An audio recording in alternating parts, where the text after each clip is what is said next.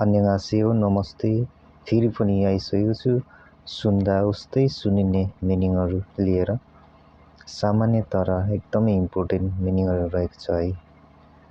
तपाईहरुलाई कस्तो लाग्छ कमेन्ट गर्नुहोला र भिडियोलाई हेरिसक्नुभयो भने स्किप नगरी अन्त्यसम्म साथ दिनुहोला है।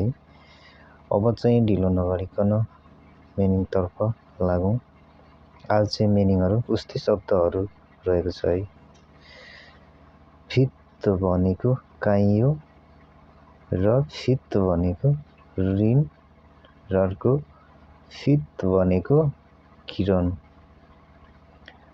नेल भनेको भोलि, नेल भनेको चाहिँ नङ है। मोरे भनेको बालुवा, मोरे भनेको पर्सी। छा भनेको चिया र काड, छा भनेको स्केल र रुलर। सुसुरो भनेको आफै, सुसुर्यो भनेको शुल्क। छाङछम भनेको फाइदा, ठाङछम भनेको बेफाइदा। छङ भनेको आत्मीयता र छङ भनेको अनुरोध।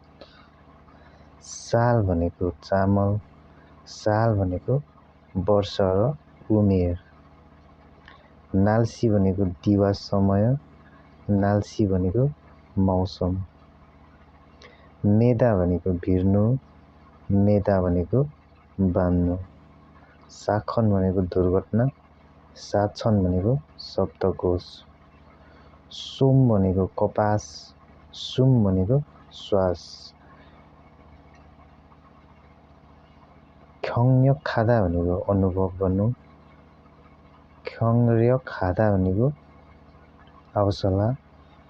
अन्ता भनेको राख्नु, अन्ता भनेको बस्नु।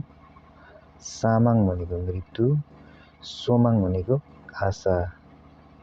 इन्याङ भनेको उठाउने, इन्याङ भनेको खेलाउना। वेमो भनेको बाहिरी रूप, विमु भनेको कर्तव्य। खिसुल भनेको सिप र मिसुल भनेको कला। यक्वान भनेको पासपोर्ट, यक्वान भनेको होटल। सुरचिदा भनेको बेहोस हुनु, साराचिदा भनेको लोप हुनु। यक्सा भनेको इतिहासकार, याक्सा भनेको औषधि पसले है।